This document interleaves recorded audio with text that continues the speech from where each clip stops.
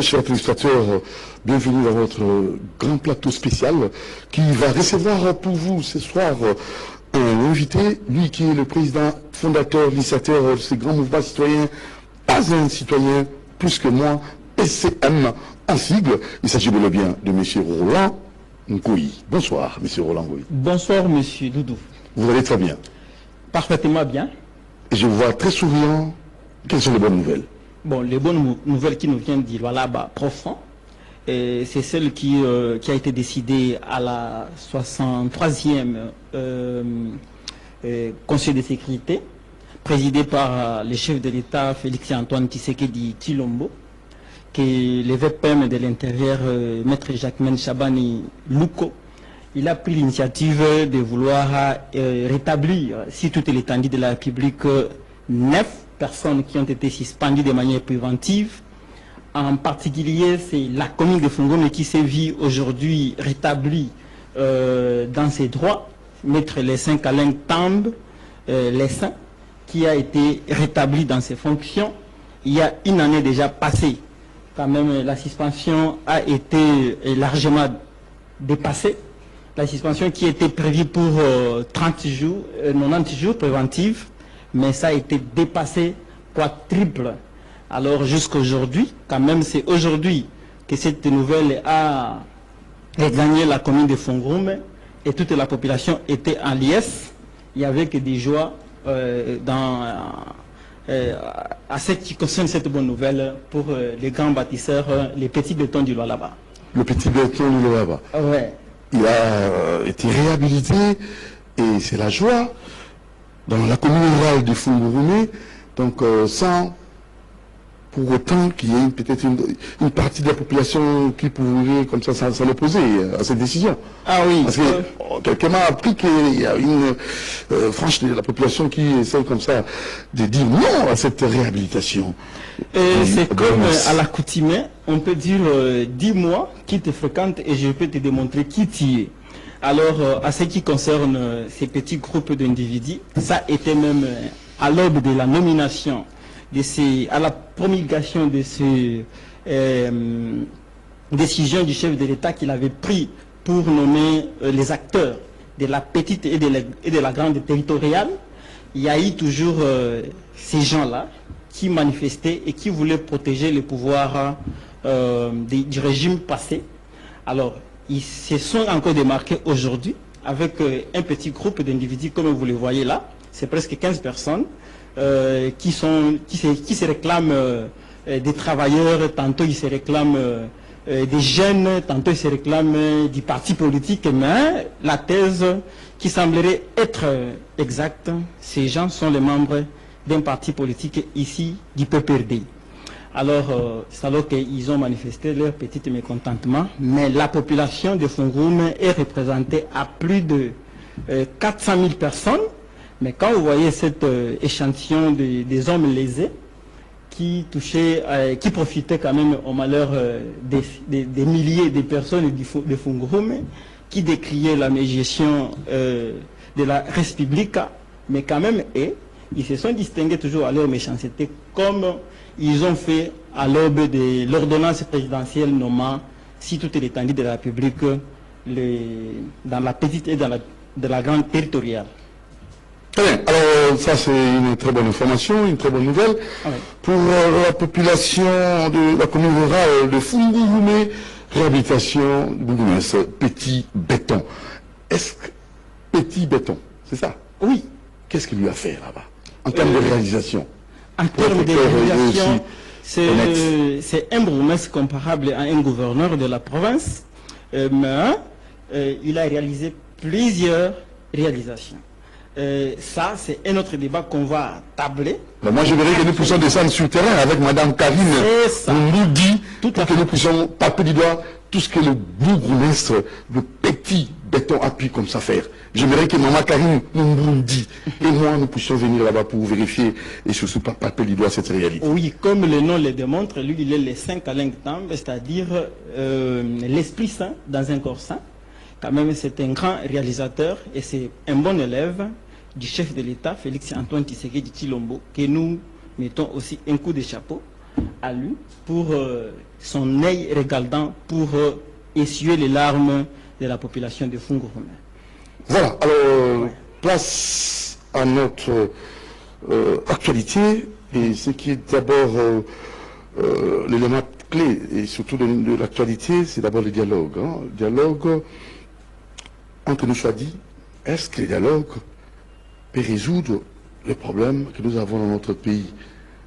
Est-ce que le dialogue a encore de l'importance?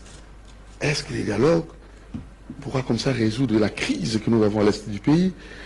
Selon vous, monsieur Roland Ngoyi, en tant qu'initiateur, fondateur du mouvement citoyen, pas un citoyen, plus que moi. PCP en cycle. PCM en cycle. Nous sommes des Congolais du fin fond du pays. Nous ne sommes pas les Congolais de la capitale. Mais pour notre mouvement, c'est que ceux-là qui sont au fin fond du pays et ceux-là qui sont à la capitale, tous sont égaux. On ne peut pas prendre seulement une couche de la population qui parlote du matin, midi, soir sur les problèmes qui regardent notre pays et on prend que leurs propos sont des propos d'évangile. Qu'on peut tout dire, amen. Non. C'est-à-dire, moi je voyais que la population n'est pas du tout intéressante dans cette initiative du fameux dialogue. Alors pourquoi nous, on ne s'érige pas en faux pour refuser les dialogues? Ça a toujours été une culture des citoyens africains et aussi des citoyens congolais. Mais les dialogues, on en a tant participé. Et c'est presque les mêmes couches de personnes qui y participent à chaque fois. De l'indépendance, à l'aube de l'indépendance, à la fièvre de l'indépendance, c'est ce que je voulais dire, il y a eu toujours les initiatives du dialogue. Alors, jusqu'à aujourd'hui, les gens toujours parlent toujours de dialogue. On peut aller à une quarantaine d'organisations de ces dialogues. Qu'est-ce que ça a déjà résolu dans notre pays? Est-ce qu'on a interrogé les fins fonds de la population et aussi qu'eux-mêmes parlent? Ils sont joignables. Ils ne sont pas absents. La population est présente. Mais la population est présente représentée par la société civile? Pas du tout ça. Comment ça? Pas toute la population qui a mandaté. La société civile, selon ce que moi j'ai toujours compris, sont des personnes qui se sont organisées sans l'aval de la population. Est-ce que c'est la population qui les avait demandé d'être dans de telles structures? Je ne pense pas.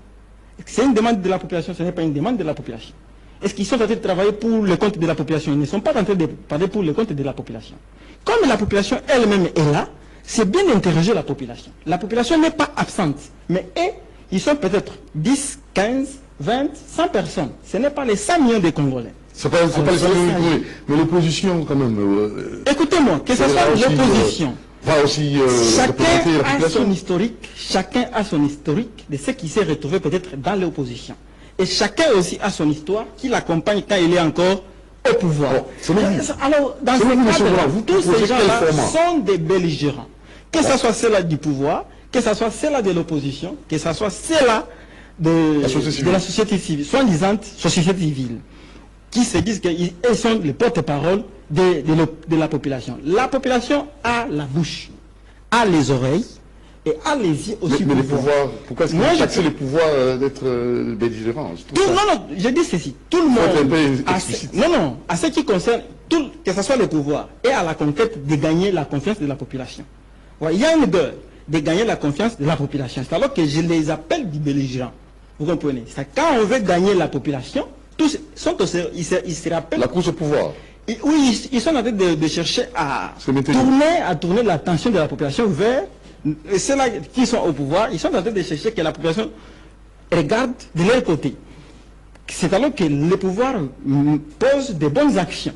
Vous comprenez? Alors maintenant, à ceux-là qui sont à l'opposition, et aussi, ils veulent encore attirer l'attention de la population de leur côté pour dire que la gestion n'est pas bonne. Que la gestion peut-être n'est pas bonne. Vous comprenez? Il y a toujours ceux qui sont en train de poursuivre, mais la population elle-même est là. Alors, vous comprenez quoi la place? Alors, dans ce cadre, est-ce que réellement, c'est là qui s'appelle de la société civile, ils sont descendus au sein de la population, puisque tous les villages, les 700 000 villages que nous avons en plus de notre pays, qui composent notre pays, est-ce qu'ils sont descendus là-bas?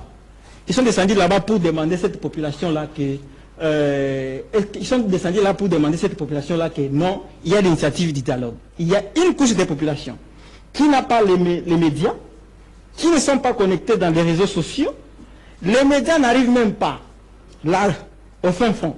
Est-ce que ces gens-là, ils connaissent les initiatives du dialogue? Donc, la fois dernière que nous étions toujours dans votre plateau, on vous a dit ceci. La Constitution a été élaborée en français. Et maintenant aussi, même les thématiques qui seront traitées dans les dialogues, ça sera toujours encore écrite en français.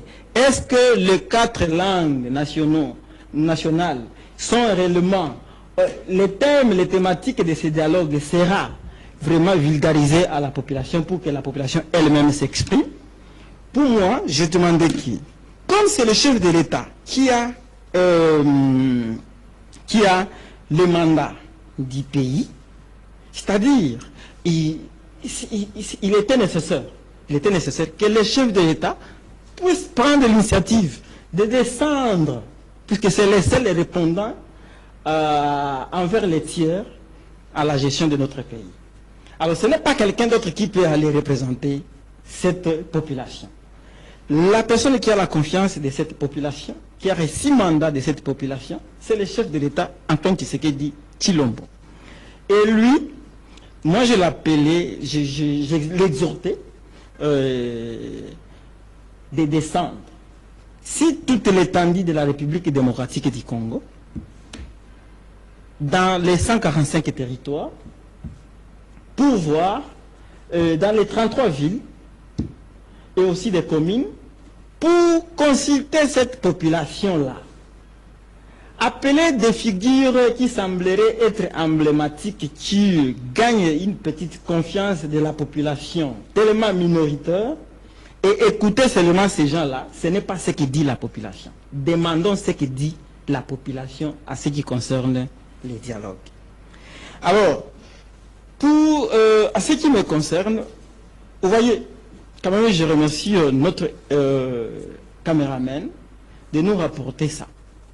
Je pense que l'armoirie ici, c'est une armoirie, l'inspiration de Hassani Walosambo Emmanuel, un Congolais Valérie que je salue, et paix à son âme. C'est un Congolais inspiré. Ce qu'il a conçu, ça réjouit toute la population.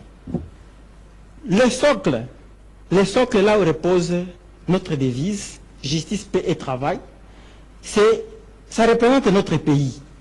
Ça représente la population. Alors, est-ce que la justice que nous avons, c'est une justice équitable qui peut nous ramener à la paix? Et si on n'a pas la paix, on peut aller réaliser le travail. Mais maintenant, nous avons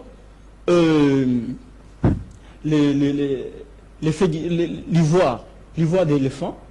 C'est la richesse de notre pays. Pour la protéger, il faut qu'il y ait normalement la justice. Il faut qu'il y ait la justice pour qu'il y ait l'exploitation de ces richesses-là. Et même la lance, la barre de lance que nous avons là-bas, là devant, ça nous démontre que nous devons avoir une capacité dissuasive pour protéger notre intégrité territoriale.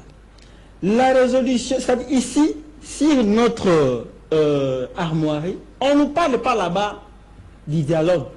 Les pour retrouver la paix, qui veut la paix, si wispakem parabellum, qui veut la paix prépare la guerre. C'est-à-dire nous devons nous battre. Si notre pays est malade, il n'y a pas lieu de protéger l'enfant ou d'amener l'enfant à l'hôpital. Pourquoi si le pays est parti et on ne saura pas comment guérir cet enfant-là? C'est alors que ces gens-là qui mènent la guerre à l'est de notre pays, y compris ceux-là peut-être qui sont à l'intérieur de notre pays, qui se cachent encore, est-ce que réellement c'est eux qui peuvent aller nous donner la solution sur la paix? Puisque c'est la population qui vit du jour au jour la guerre. Ce n'est pas eux. C'est-à-dire, ils sont des instruments de déstabilisation.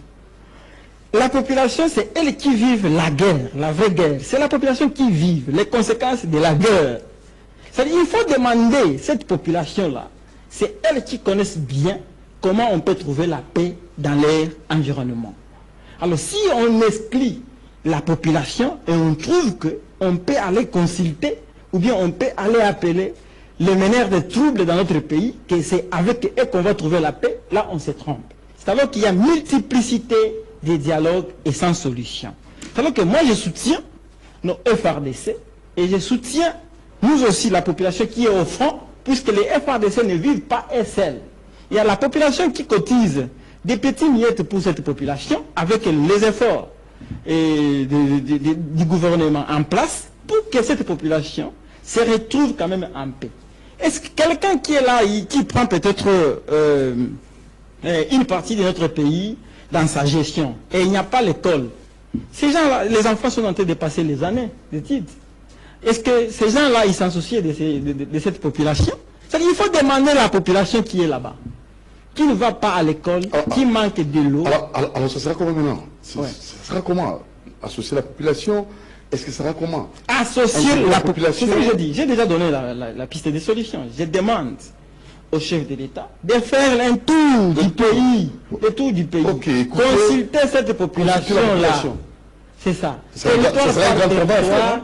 Un grand travail. Ce n'est pas un travail qui peut nous prendre les gens qui sont dans des bureaux IP et climatisés, qu'ils vont venir, sont des artisans de la paix. Non, ils ne sont pas les artisans de la paix. Ce sont les gens qui sont de double face. Ils sont du gauche, ils marchent du gauche à droite. Alors nous devons demander à cette population qui n'a pas un double face. C'est ça. Alors que direz-vous? Parce que là, l'intervention, la sortie médiatique de Kagame, qui lui dit clairement, mon combat c'est depuis la table ronde. Il réclame les espaces. Partage mal fait et lui doit donc combattre pour récupérer les espaces rwandais ici en République du Congo. Ça n'a rien à voir avec les ex-présidents, ça n'a rien à voir avec Nanga, mais c'est lui, c'est son combat. Alors, clairement parlant, quand Kagame fait cette sortie, est-ce qu'il y a lieu encore d'attendre les dialogues ou carrément il faut combattre pour ça? Contre ceux qui veulent agresser notre pays. Là-bas, il y a un petit souci. Kagame, il n'a pas participé à la table ronde. Et de tout cela qui participait pour le partage de notre pays. Et lui, il est héritier du mal dans ces pays-là. Moi, j'ai toujours aimé quand même le discours du chef de l'État qui dit qu'il n'a pas un problème. Les Congolais n'ont pas un problème avec les Rwandais. Mais on a un problème avec les systèmes de Rwandais chapeautés par Paul Kagame.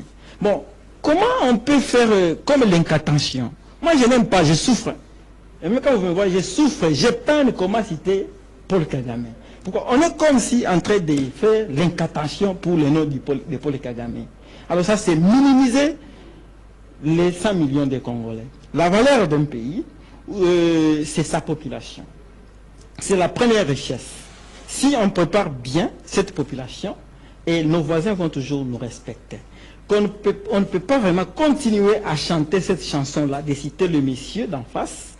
Non, nous devons nous concentrer, nous devons consulter cette population. Si la population décide que non, allons-y au dialogue, qu'on aille au dialogue.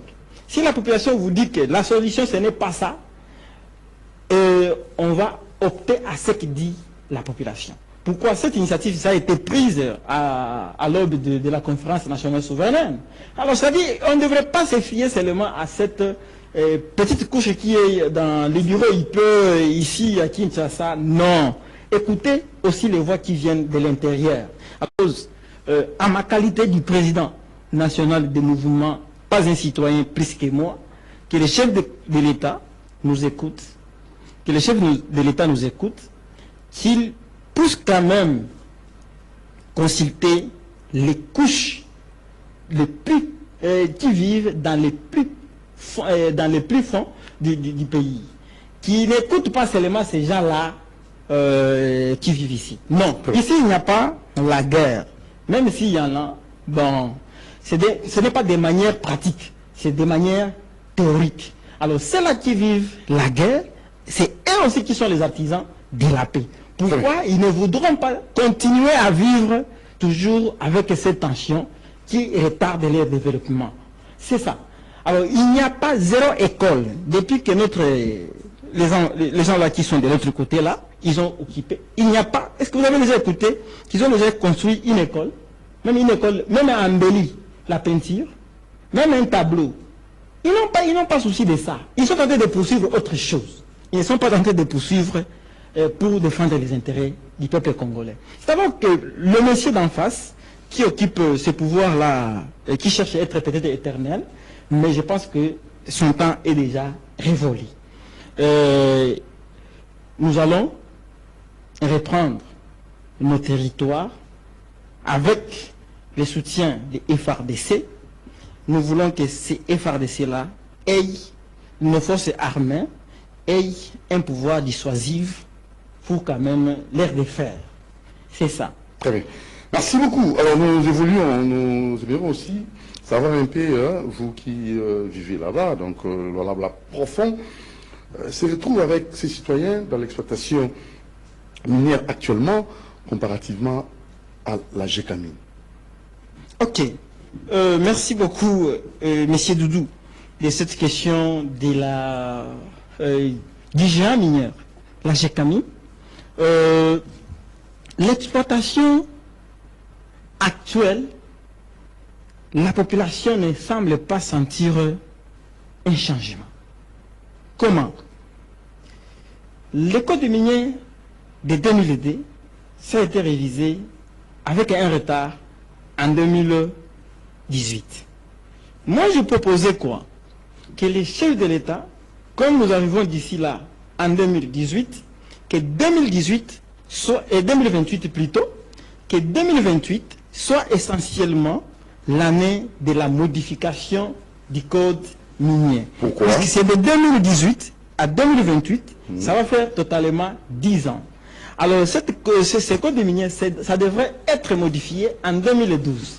Comme ça a été promulgué en 2002, avec presque 3% des gains, et pourtant, les investisseurs gagnaient presque le gros du gâteau au détriment du pays, y compris des ETD. Alors, les Chinois actuels, leur système qu'ils ont instauré, c'est pour vraiment laisser la population dans les gouffres, ce n'est pas les ressortir dans l'impasse.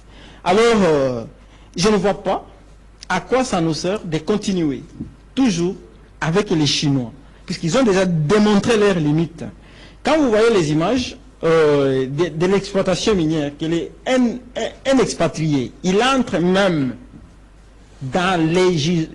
bon, je ne comprends pas. Il entre même dans la concession. On appelle c'est la matière première. Les mines, c'est la matière première. Comment on peut prendre nos matières premières, solder ça aux Chinois? Vous voyez, les Chinois entrent même, voilà, les images là. Ça, c'est l'exploitation minière des Chinois.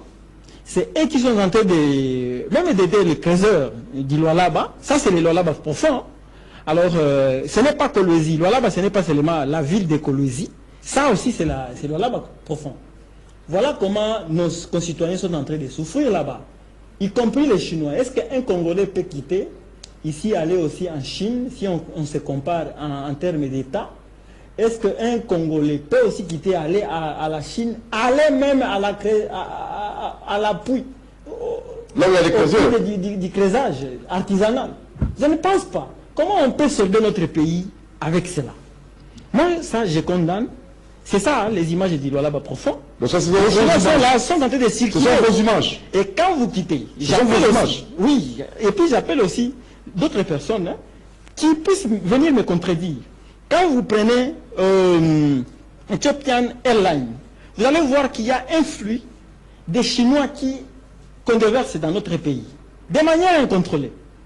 Un flux que chacune des personnes qui me suivent, qui me contredisent, si les Chinois ne s'affluent pas. Le travail qu'ils devraient faire... Ils sont en ordre pour faire cette exploitation. Ils ne sont pas en ordre, voilà ceux qui sont là. Ils sont en train d'exploiter les minerais de manière... de façon illicite. Illicite. Selon vous. C'est ça. C'est de manière illicite. Comment un Chinois peut aller se retrouver là-bas? C'est là que moi j'ai pensé que je vais proposer au ministre des Mines ainsi que les chefs de l'État et son gouvernement, d'éveiller sur ces dossiers. Comment? Moi, je pensais que nos minéraux, les comptoirs de vente de nos minéraux, ça devrait être peut-être à la frontière, tel que Kasumbalesa, Sakanya, Lufu, partout là, aux frontières de notre pays, et ils entrent juste payés. Pourquoi? Parce qu'ils n'investissent pas là-bas. Quand vous voyez cette image-là, il n'y a pas un grand investissement. Ce sont des paisibles citoyens qui se débrouillent pour commencer à passer peut-être à l'abri de la pluie au sud du soleil. Vous comprenez? Et même à cet état, ils vont laisser encore les peuples. Et ils se font des millions avec ça.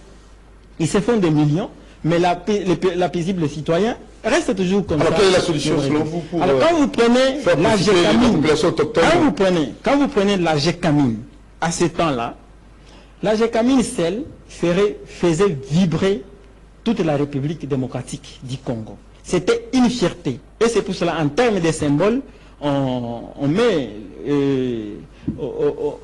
quoi la série de la GECAMINE. C'est-à-dire, c'est ce qui symbolise qu'ici, il y a eu l'exploitation minière. Ça, c'est plus archaïque que celle même qui faisaient nos ancêtres avec les croisettes.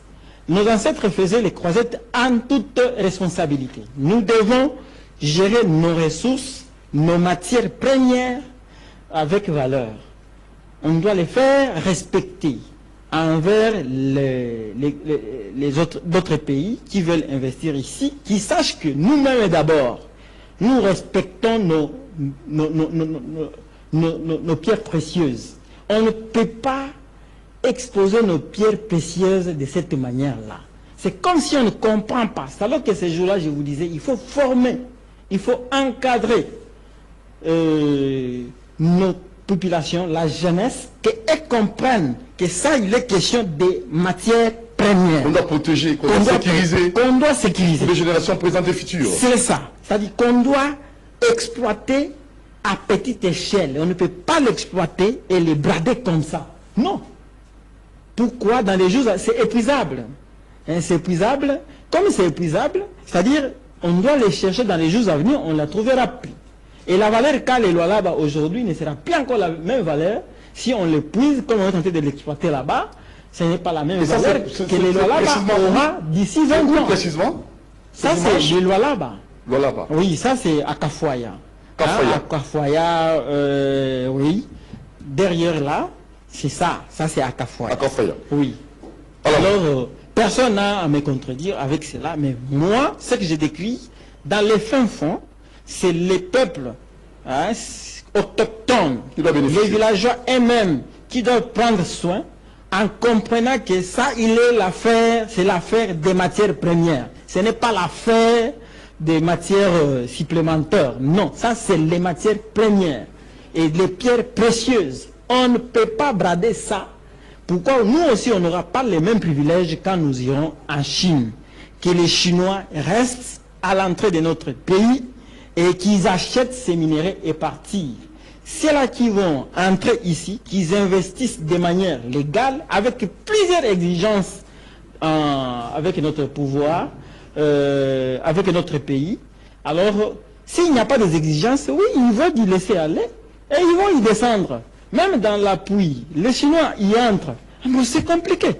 Donc on doit tout réglementer. Hein. Alors on doit tout réglementer. C'est alors que j'ai salué la décision. Mais la décision du ministre des Mines, oui. Oui, c'est vraiment intéressant. Je vois comme si c'est... Il voulait que la population des Crésiens puisse bénéficier. La population puisse bénéficier, pas que les Chinois puissent bénéficier. Pourquoi? Cette exploitation, c'est un pillage total organisé au Lualaba. Pourquoi piller nos ressources précieuses? Que la population, si on les exploitait de manière responsable, comme dans la commune de Fungurume, il y a dans les territoires de Lubudi, que tout le monde m'écoute là-bas, que je salue, à Mujambo, Banduku, et personne ne va me contredire, il y a des grands investissements, presque de 30 cas, 30 000 tonnes par jour que cette usine est tentée de produire du cuivre. Alors cela, ça ne se sent pas. Si je vous donne les images de Kafoya, de Nguba, de Bunkeya, de Kuvumbi, de Mutaka, de Tenke, vous allez regretter Est-ce qu'ici, c'est là où on est en train de creuser les mines? Mais quand on nous voit seulement les images de Kolwezi, qui est la ville très lointaine avec ce que vit la population au fin fond. Alors, nous allons finir avec ces gros numéros. On apprendra qu'il y a eu comme ça délocalisation, indemnisation et réinstallation cas de la commune de Fungurume, Kabomboa et Kwatebala, oui. Dans le territoire de Lubudi, par certaines entreprises. Alors, vous pouvez quand même nous éclairer sur ces dossiers? Ah, c'est bon. Il y a aussi les fameux délocalisations. Alors, ça entre encore toujours dans les sujets. Est-ce que les Lualaba profonds profitent à l'exploitation minière réellement? Alors, cette exploitation minière, les codes miniers de 2018, ces codes miniers prévoyaient que avant de... Quand vous ciblez quelque part qu'il y a les gisements que vous voulez exploiter, il y a quand même les peuples autochtones que vous allez trouver là-bas, c'est bien de les identifier pour les déclencher un processus de délocalisation et de indemnisation et réinstallation. Savons que le 4 décembre, les communautés, les collectifs, les communautés, ils ont toqué sur la porte du mouvement citoyen, pas un citoyen plus que moi. Alors que vous voyez ces documents-là, c'est un document que cette population, les collectifs de Kwatebala, Kabomboa et Manomapia ont écrit. Ils ont sollicité l'accompagnement du mouvement citoyen, pas un citoyen plus que moi. Alors qu'on avait envoyé cela en Chine, puisque c'est ça la grande société qui regarde TFM. La TFM, c'est comme une sous-traitance que cette population nous a saisi. On a envoyé cette lettre au niveau de la Chine à la société mère qui regarde plusieurs filiales, y compris la TFM, pour lui dire qu'ici, on est en train de piétiner nos lois du pays. Nos lois du pays sont piétinées dans les lois là-bas profonds. On a écrit à la direction générale de China Molybdenum Company Limited, à North-Yang Huawei, Shine Right. C'est-à-dire que c'est là où on a adressé la lettre. On avait compris que adresser cette lettre à la compagnie minière TFM Mining, les filiales TFM Mining, elles ne sont pas décideurs, les décideurs ce sont ces gens ici. Alors qu'on a envoyé cette lettre à son excellence Félix Antoine Tshisekedi Tshilombo, avec tous nos hommages vraiment les plus différents. Aussi l'Assemblée nationale a été saisie, aussi le ministère de Justice. Pourquoi? Puisqu'on demande qu'il y ait la justice, ce qui est inscrit dans l'armoirie de notre pays. Et on a envoyé aussi au ministre des Droits humains, on a aussi envoyé au ministre des Mines, alors pour qu'il s'en charge de ces dossiers. C'est un dossier très crucial qui fait vraiment, qui coule l'encre et salive dans les lois là-bas. La population n'est pas en paix jusqu'à présent. Il y a celle-là qu'on avait recensé de Kwatebala. Depuis 2014, le processus a été retardé, comme il y avait l'initiative de vouloir modifier le code minier et les règlements miniers. C'est arrivé jusqu'en 2018-19 qu'on les avait quand même tenté à les indemniser. Mais l'indemnisation n'était pas comme les prescrits du code minier et du règlement minier. Et cela, ça ne se fera jamais en Chine. Mais ici, chez nous, quand même, on voit comme s'il y a du laisser-aller. Quelqu'un peut chercher à commencer à traiter très mal les citoyens même. Nous, avec notre mouvement, pas un citoyen plus que moi, nous voyons que le chef de l'État, c'est une seule personne. Dans les enfants du feu Etienne Tshisekedi, au Mulumba. Alors, si cette figure, seule, il n'était pas bien encadré, il ne devrait pas gérer notre pays. Alors, du fait qu'un seul citoyen congolais qui voit que ses droits sont lésés, nous devons quand même s'y pencher. On appelle la mobilisation de toute la population pour défendre l'intérêt d'un seul Congolais, ou soit d'un enfant congolais. Si les Congolais arrivent à cultiver cette culture-là, de voir que je vois en train de tracasser l'un de mes citoyens je vois que ça sera, après lui, ça sera mon tour, puisqu'on ne sait pas les prochaines victimes de cette exploitation minière, peut-être, de cette indemnisation erronée, faussée, que ces gens ne veulent pas, normalement, respecter les normes requises dans notre code minier ainsi que dans la Constitution. Alors, on ne voit pas le pourquoi que ces communautés-là puissent quitter leurs installations, telles que celles-là des Kabombois, qui ont été vraiment, on a troqué leur façon de l'indemniser, et aussi celle-là des Kwatebala. Ce n'est pas seulement Kwatebala, il y a aussi Kinyama, il y a aussi Pangantadi. Tous ces gens-là sont victimes de cette délocalisation erronée. Oui, oui. Et aussi des Manomapia, ça c'est un bloc de la commune de Fungurume dans les quartiers Mouelampande. Alors, ces gens-là, ils se sont retrouvés qu'ils n'ont pas été indemnisés de manière digne. Alors, cette société minière, TFM, doit quand même ouvrir l'œil et les bons, puisque cette lettre, c'est déjà arrivé auprès du chef de l'État. C'était signé depuis les 2, et ça a été déposé, si ma mémoire ne me trahit pas, ça a été déposé entre les 5 et les 6 à la présidence de la République démocratique du Congo, pour que la cause de ces citoyens soit entendue. Alors, et aussi, l'Assemblée nationale étant saisie, il y a des représentants de toute la population. Quand même, on les saisit aussi d'ouvrir l'œil. Et même le ministre des Mines, comme il s'est penché dans ces coins-là, oui, nous on demande qu'ils puissent recevoir quand même cette population, ces collectifs. Hein. Ils sont victimes, ces gens-là, des Kabombois, Manomapia et Kwatebala. Kwatebala, là, c'est un village centenaire.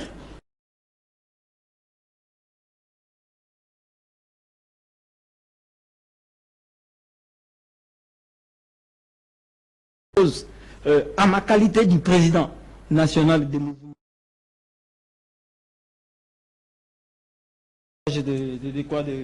du chemin de fer, alors aujourd'hui, ces gens-là ne sont pas du tout indemnisés comme les voient les miniers. Alors, pour finir, en termes de conclusion, M. Roland Ngoï. Ok, en termes de conclusion, Banduku, Bapenzi, Lwalaba, Muzima, Dilolo, Kapanga, Sandoa, Lubudi, Muchacha, Tunamisalamia, Salama, Kabambi, Inifikie, Mungu, Azidi, Kumichunga, mais si na mouvement yenu, il y a des citoyens, l'abda, il y a des citoyens qui font fond du pays, à Mouta Saoulikwa, le programme d'action, il y a un mouvement citoyen, pas un citoyen plus que moi. PCPM en sigle. On vous appelle vos adhésions massives dans ces mouvements, que nous sommes venus d'abord trouver un bureau national, à ce niveau national, qui vous sera présenté incessamment, afin que cela soit bénéfique à la population. C'est un mouvement qui milite pour votre bien-être. Ce n'est pas un mouvement qui peut voir les cris d'alarme d'un seul citoyen à la légère. S'il y a un citoyen qui pleurniche, que ce soit à l'est, au nord, au sud de notre pays, à l'ouest, et tenez que l'oreille attentive des citoyens, la bonne sémence des citoyens qui se trouvent dans les mouvements citoyens, pas un citoyen plus que moi, ils vont toujours vous accompagner. Alors nous sommes très permanents et déterminés pour que qu'il y ait un bon avancement des choses et qui bénéficient à toutes les couches de la population. Dans l'intérêt général. Oui. Merci beaucoup. Merci. Très bien. Nous avons reçu pour vous ce soir le président et fondateur de ces grands mouvements citoyens, pas un citoyen plus que moi, PCPM en sigle, M. Roland Ngoï. À la prochaine occasion. Merci beaucoup, M. Doudou. Et je remercie toute l'équipe technique et aussi les responsables de la chaîne pour atteindre les couches les plus reculées de notre population qu'on ne devrait pas visiter au même espace d'ailleurs que nous avons occupé l'espace. Alors ça, c'est à la vitesse des croisières que nous avons quand même atteigné toute la population de la capitale. Vraiment, merci beaucoup. Nous vous aimons tous. On n'a pas un autre pays, on n'a que ça comme notre pays. Merci beaucoup. Très bien, merci aussi à vous, Madame Karine Mumbundi, et aussi à Marité Goudou, Alain Kabongo, Moses Lelo. Nous, monsieur, vous aime beaucoup. Portez-vous bien. Bon suite des programmes. Ciao.